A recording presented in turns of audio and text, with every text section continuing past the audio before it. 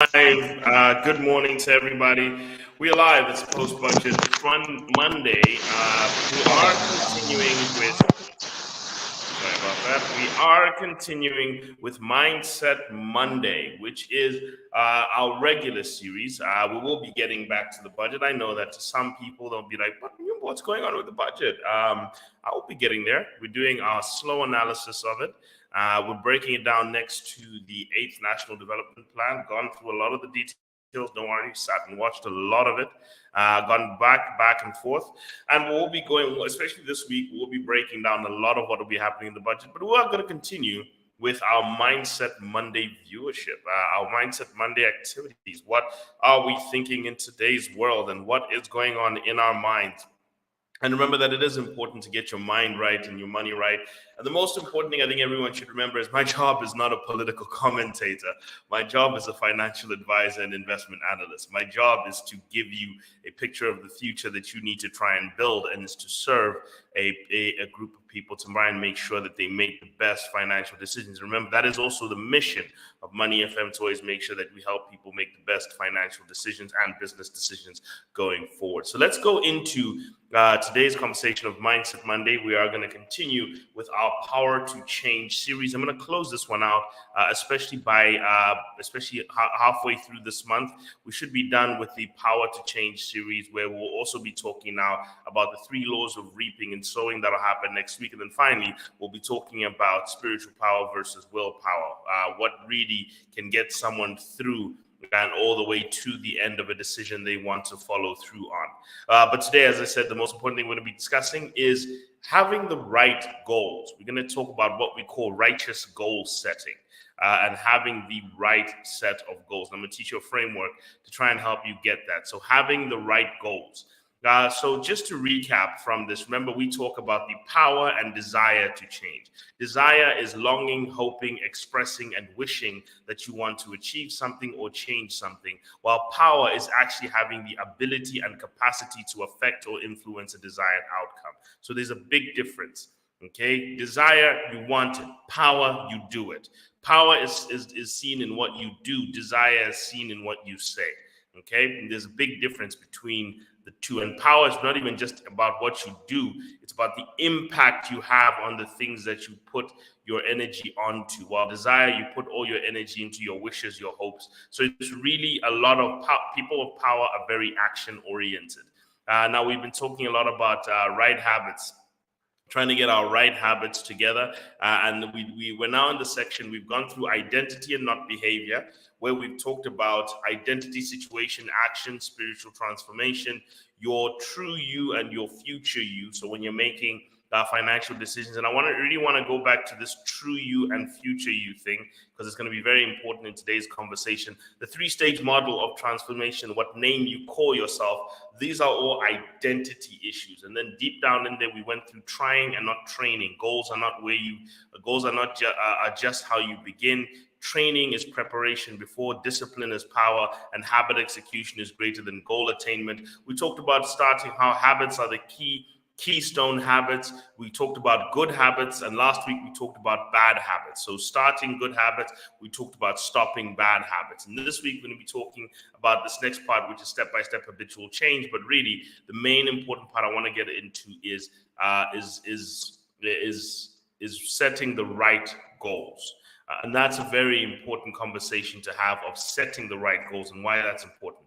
And it's not what you think, because many people get very scared about this, but it's really more about the spirit in which you set your goals. So I'm going to go back to this, is goals are not how you win, but how you begin. Remember, by the way, we are following the book, The Power to Change, by Pastor Craig Groeschel, Mastering the Habits That Matter the Most. This is a very important book that helps a lot of people in terms of the decisions of how to make an adequate change in your life. Now, a goal is the starting point that we reverse engineer from. So really, the purpose of a goal is to give you a direction. It's a compass, it's an inspiration, and it's a protection. So it's these 3 things. So goals give you direction, inspiration, and protection. And what do they do?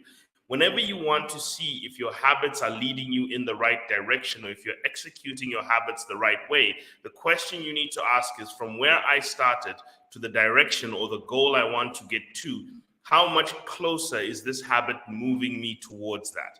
If this habit is moving me closer towards the end destination I'd like to be, then it's very important. Then you establish the right habit. So habits are checked against how much closer they move you towards a goal. All right, that's an important way to look at your habit. The other thing is habits also give you inspiration. I'm sorry, goals give you inspiration to do the habit.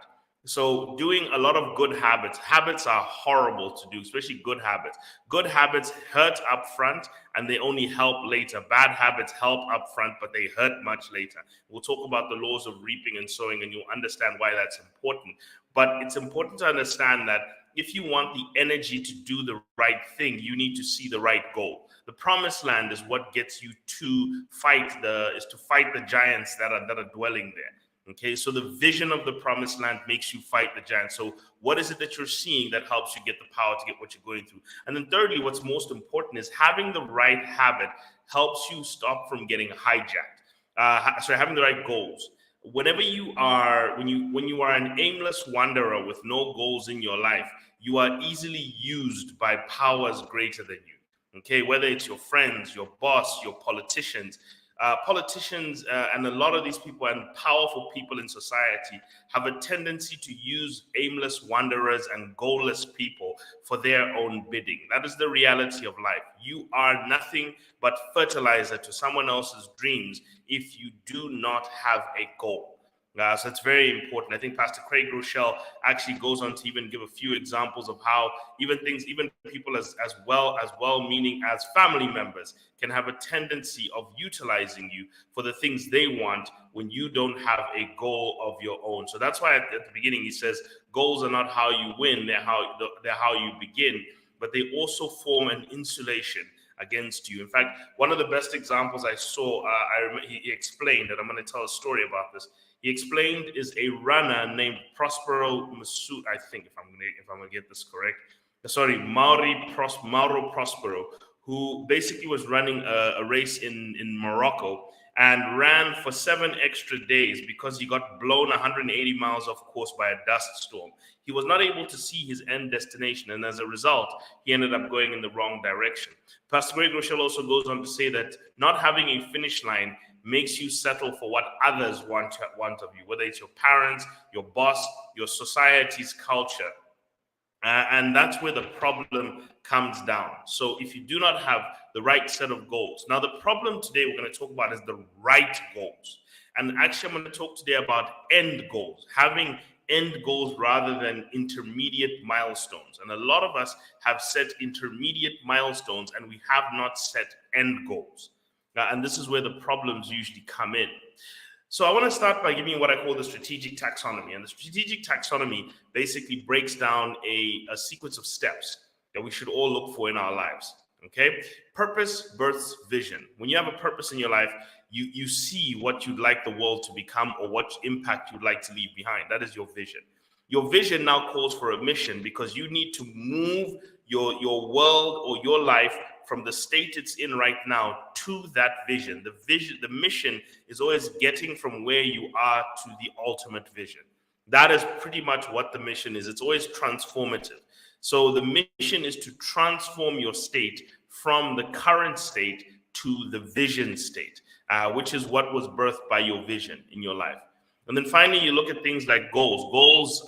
Missions set goals set milestones set targets. Okay, these are just the intermediate points. So in other words, on a journey towards a destination, there are certain checkpoints that give you signals that you're getting to the right place. Okay, if you're taking a journey and someone gives you, whenever they give you directions to a place, there are markers. You know that you're going in the right direction because you're passing certain milestones, certain areas that just mark. So these are markers to your journey. Okay, if somebody says, okay, we're heading on the path to having a 5 million kwacha net worth, going from zero and now you're at 500,000, that's a milestone. Then 1 million, that's a milestone. Then 2, that's a milestone. So it's the checkers. Then the targets, obviously, now these are the milestones set. Then the targets are just simply at this point, between milestone 1 and 2, I'm targeting this next milestone. So the target is the next milestone. It's always the next milestone that you have. Then the objective is the level of focus. Now, having a milestone calls for a level of focus for you to get to that milestone. And then obviously, to get to an objective, you must make sure you execute habits and tasks. So this is kind of like the taxonomy, the strategic taxonomy a person, a company, anyone has to follow, that a purpose births a vision births a mission sets goals, goals set milestones, milestones set targets, targets set objectives, objectives are achieved by habits and tasks. So this is just how you break it down. Now, a lot of people have got milestones. They don't have goals. And this is where the mistake comes down. A lot of people they don't even know that they have not seen the end vision of what they want. And by the end of today, and Stephanie is going to be with me during that period, we're going to go through a little experiment we call the 5 whys as to how to actually get to the root desire. Okay, that's really what I want us to do. How do you get to that root desire? Let's talk about righteous goal setting. So righteous goals are basically the right thing, the right way for the right reasons. We have to investigate the reasons because they affect everything. If you have the wrong reasons for something, your energy will be all messed up and your goal may be disoriented. So it's really, you got to boil down to why are you doing what you are doing? I've noticed that people who do things for the right reasons easily course correct when things go wrong, because things will go wrong. Okay, so if you're doing things for the right reasons and you get it wrong, maybe you do the wrong thing or you do it the wrong way or something bad happens to you, it's very easy for the person who's doing things for the right reasons to course correct. But it's people who are doing things for the wrong reasons who struggle to course correct whenever things deviate from plan. So the right reason is very important, and I already want us to investigate the reason. So there's 2 things I want us to look at, and that is called means goals. So means goals are milestones, and the goal is just a means to an end. Why do you want to lose weight? And you're going to say the word so that, okay? So that I can. And so you see on the other side of the goal statement, if somebody was to ask you why, it's going to follow with so that, okay? That is a means goal. That's actually a milestone. It's not an end goal. It's a milestone that you actually have built for a longer journey, and you're not looking at the longer journey. You're zeroed in on exactly where you are. And this is where the problem sometimes hits, because people get very disappointed with reaching their goals. Why do you want a job? So that. And they never ask the question why. In fact, one of the things I've noticed about a lot of people's financial decisions and general decisions is how we generally don't like asking the question why to ourselves, because we know that why reveals some stuff about ourselves that we don't like. Okay, and I'm really gonna bring this back to personal finance. Trust me, I'm gonna bring this back to personal finance, and you're gonna see how this works in terms of your goal setting and in terms of your habit execution, in terms of things like the goals you want in your finance. So you're looking for the word so, okay? So that. That's a very dangerous part, and it's going to symbolize. So if you can attach so that, and then there's something more important on the other side, this is not a goal, it's a milestone. And you must be very careful about setting everything on milestones, because some areas of milestones can be wrong and some milestones can be connected to different parts. So you got to be very careful. So if there's a so, we're just deferring our contentment to the end and probably even breeding disappointment. So really watch out for that. There's an old song by Heavy D. I don't know if anybody remembers it. Please signal in the comment section if you remember it. But there's the Jamaican US born rapper Dwight Arrington, Heavy D Myers, once made a song called Now That We Found Love, What Are We Gonna Do With It? And whenever I hear that song, it always asks me the question, people pray and push and say, want to get married, I want to be in the couple, I want to be everything. And no one ever asks the question, okay, so why do you want to get married? Why do you want to do this? Like, why? What's it for? Why do you want wealth? Why do you want that job? Why do you want certain things? Because when you get them, what are you going to do with them? Have you answered the question that when you get what you want, what are you actually going to do with it? And what impact and why? And the secret we're going to reveal here is that a lot of people say what you say at first is a surface level answer. They are deeper and deeper and deeper meanings, and people don't like investigating those things. They don't like it because sometimes even the things we want can now end up showing that we are in a messed up place in our life. And we really need to revisit that. So worse than getting what you want is pursuing something for so long and not only finding out that it's just another fleeting desire that meant nothing but a sugar high at that moment you got it. Okay? That's a very, very deep and important question you have to really battle with. So you have to really investigate the goals before you get on a journey and pursue a habit and a mission. You really, really, really, and I think we've gotten our beloved, wonderful Stephanie back. You really, really, really have to investigate why you want to do something. So end goals are not something you want to achieve, but rather a person you want to become. I asked myself this question, and when I asked about even the question of starting a family. Sorry about that. Even the question about starting a family. Sometimes we say we want to be in a family, we want to get married, we want to do all these things. We don't ask why. And we really have to start looking very carefully at the person you'd like to become. So the question about a goal is, what person does that make you want to become? You really have to assess that very carefully. So a milestone gets you closer. A milestone should get you closer to the person you truly want to become. A habit moves you closer. So a milestone signals, that you're getting closer. A habit moves you closer. Okay, so we use the milestones as markers and signals that we are getting closer to the things that we aspire to. And it shouldn't be a thing, it should be an identity, a visual of who you want to be.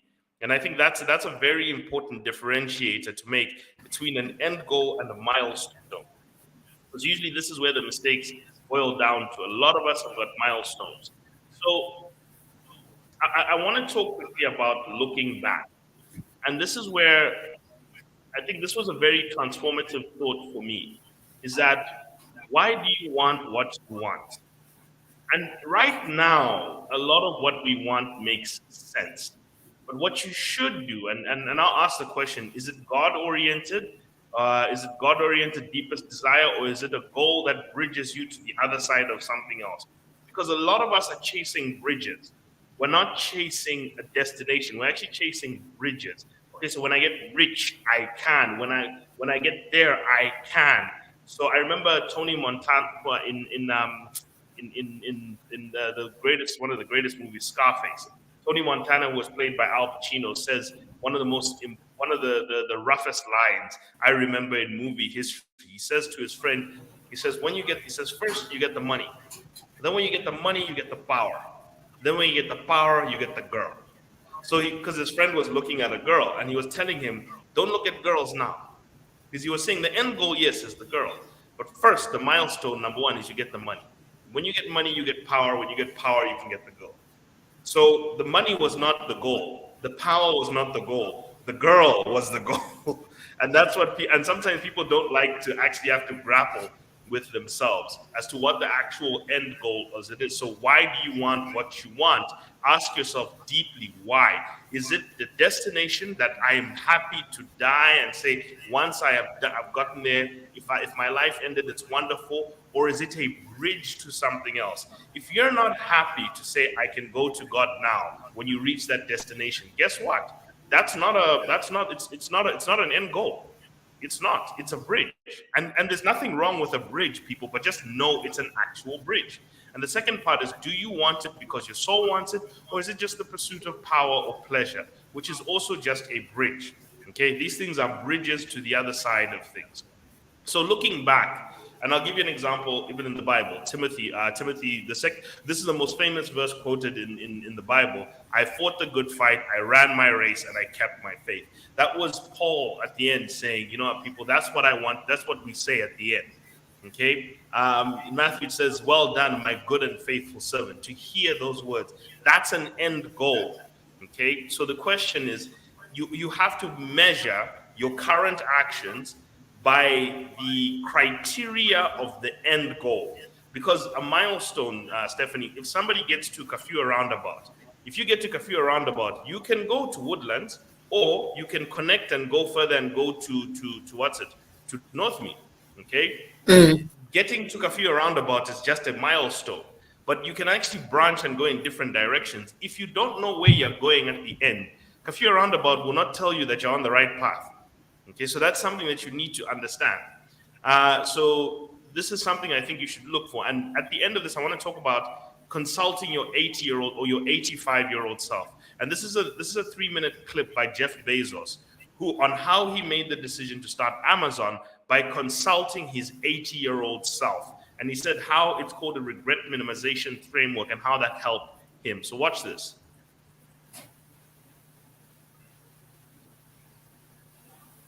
I went to my boss and said to him, you know, I'm going to go do this crazy thing, and I'm going to start this this company selling books online. And this is something that I had already been talking to him about in a sort of more general context. But then he said, let's go on a walk. And we went on a 2-hour walk in Central Park in New York City. And the conclusion of that was this, he said, you know, this actually sounds like a really good idea to me, but it sounds like it would be a better idea for somebody who didn't already have a good job. And he convinced me to think about it for 48 hours before making a final decision. And so I went away and was trying to find the right framework in which to make that kind of big decision. And, you know, I'd already talked to my wife about this, and she was very supportive and said, look, you know, you can count me in 100%, whatever you want to do. You know, it's true. She had married this kind of, you know, fairly stable guy in a stable career path, and now he wanted to go do this crazy thing, but she was 100% supportive. So it really was a decision that I had to make for myself. And the framework I found, which made the decision incredibly easy, was what I called, which only a nerd would call, a regret minimization framework. So I wanted to project myself forward to age 80 and say, okay, now I'm looking back on my life. I want to have minimized the number of regrets I have. And you know, I knew that when I was 80, I was not going to regret having tried this. I was not going to regret having wanted, you know, trying to participate in this thing called the internet that I thought was going to be a really big deal. I knew that if I failed, I wouldn't regret that. But I knew the one thing I might regret is not ever having tried. And I knew that that would haunt me every day. And so when I thought about it that way, it was an incredibly easy decision. And I think that's a very good, it's if you can project yourself out to age 80 and sort of think, what will I think at that time? It gets you away from some of the daily pieces of confusion. You know, I left this Wall Street firm in the middle of the year. When you do that, you walk away from your annual bonus. And that's the kind of thing that in the short term can confuse you. But if you think about the long term, then you can really make good life decisions that you won't regret later. Most regrets, by the way, are acts of omission and not commission. You know, I think most.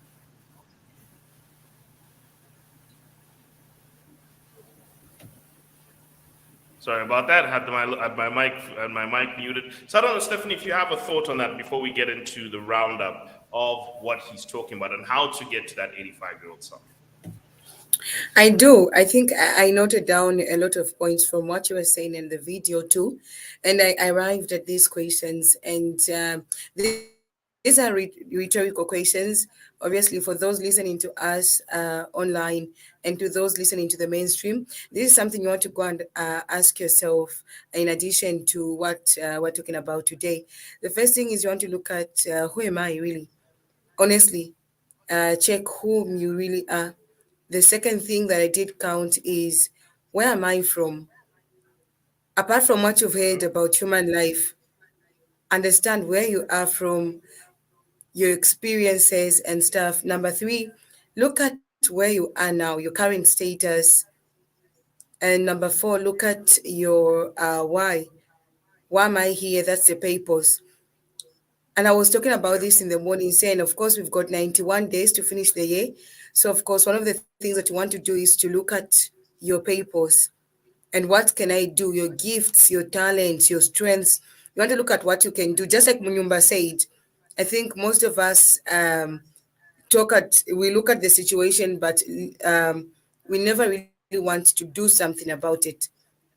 Also, you want to ask yourself, where am I going? That, of course, is your vision. And ask yourself, how do I get there? Which is partly what we're talking about, your strategy. So these are some of the things that you want to do. And Munyumba, I was telling the listeners on the other side that one of the things I want to do in resolving what I couldn't do this year is that maybe I should begin to plan now for next year. And Maybe give myself a and space of 3 months. Maybe next year will be better because other people do mostly is to plan by the 31st of December, which you cannot plan for next month on the previous day. planning on the 31st of December, Stephanie, is like starting to answer the questions in your exams in the last 5 minutes. That's not Yeah. going to work well for you. Okay? So I will say this, that one of the most important questions you need to ask yourself is your direction. And in that video, one of the things he was talking about is consult your 85-year-old self.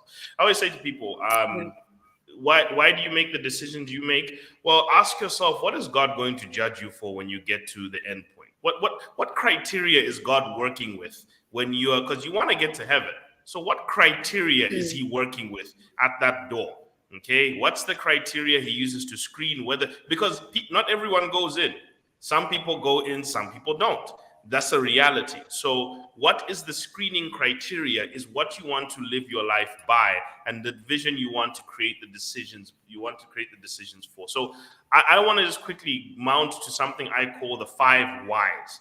Okay, and quickly go through this framework. Now, the 5 whys is a method created by Toyota's production team, developed by Japanese inventor Sakachi Toyoda, and he in an essential way to approach problem solving. And it's a technique of going into the root cause by asking the question why 5 times every time, by asking the question why 5 times to an explanation given to you. And by repeating this, the nature of the problem or the thing you are trying to get to gets clearer and clearer. So you start by bringing a set of people in front of you. And then you say the question, I want X. And then the people say, why do you want X? Well, I want X so that I can get Y. Why do you want Y? Well, I want Y so that I can get Z. Why do you want Z? And you know what they're going to keep doing is often after 5 times, every time you're asked why, you have to go deeper. And every time you ask why, you have to go deeper again. And you usually hit the root cause by asking the question why 5 times. And you know, in this case, you've hit the correct goal, Stephanie, when your answer to the question why is not so that I can get, it's so that I can become. That's a very important thing. Because if your end goal is not a destination of a situation, it's a destination of character. It's an identity, so that I can become more resilient, so that I can become a better, I can become a better steward of things, so that I can become impactful. It's something that you want to become to a society around you, and it's not self-oriented, it's other people oriented, because you're called in this world to serve and to leave an impact and to leave a legacy. So I just wanted to get people into that mindset of getting past what we call stage 1 thinking. We talked about this last time, where you're only thinking about the first thing you want.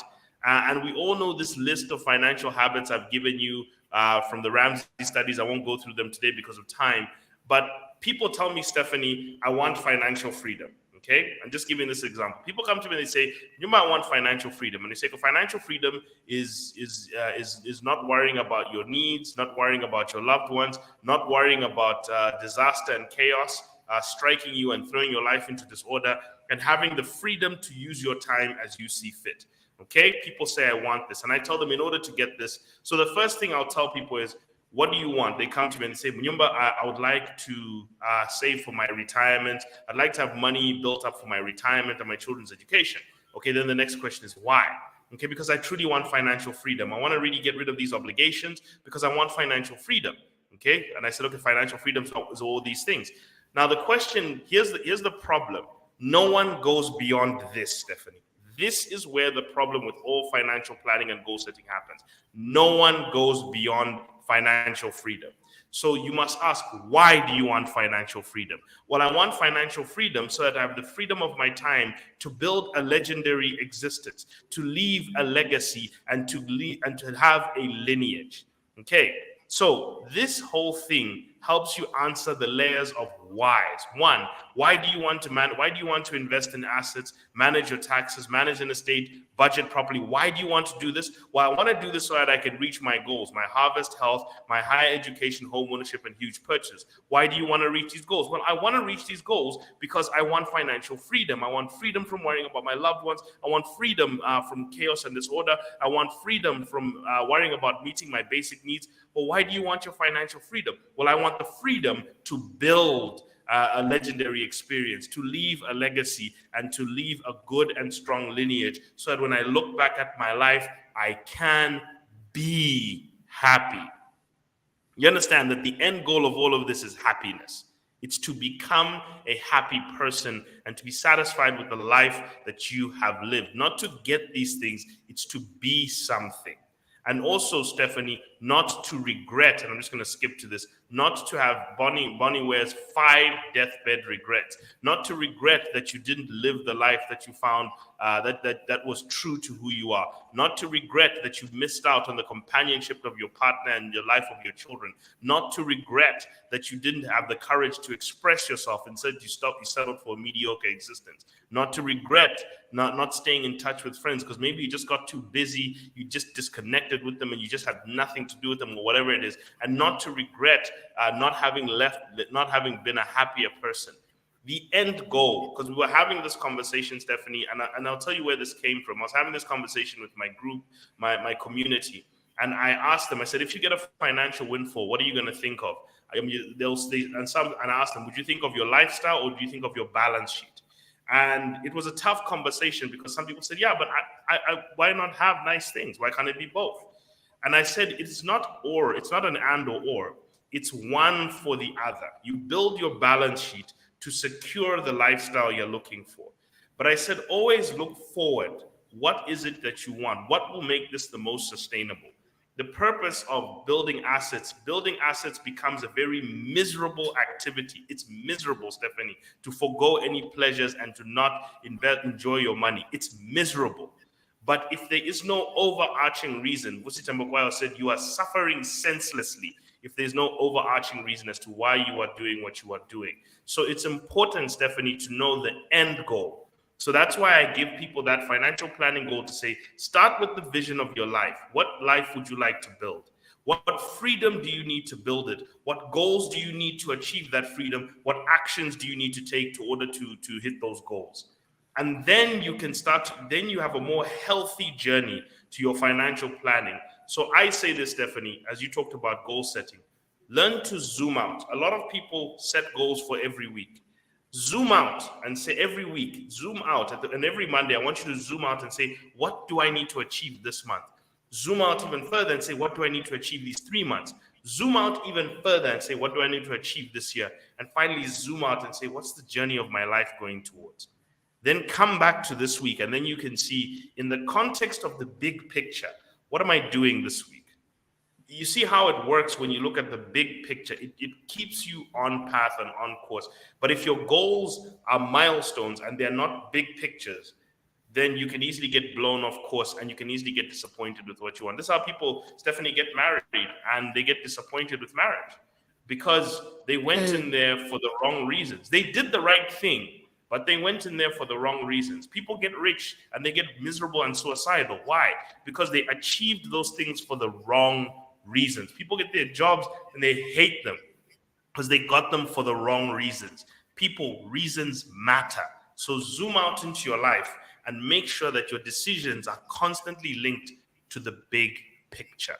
That's where I'm going now with this. Definitely. I think we might want to end on that note. Time does not seem to be our best ally. So, of course, until tomorrow again, it's bye for now and have a good morning, Mnyomba. Bye for now. Have a wonderful morning.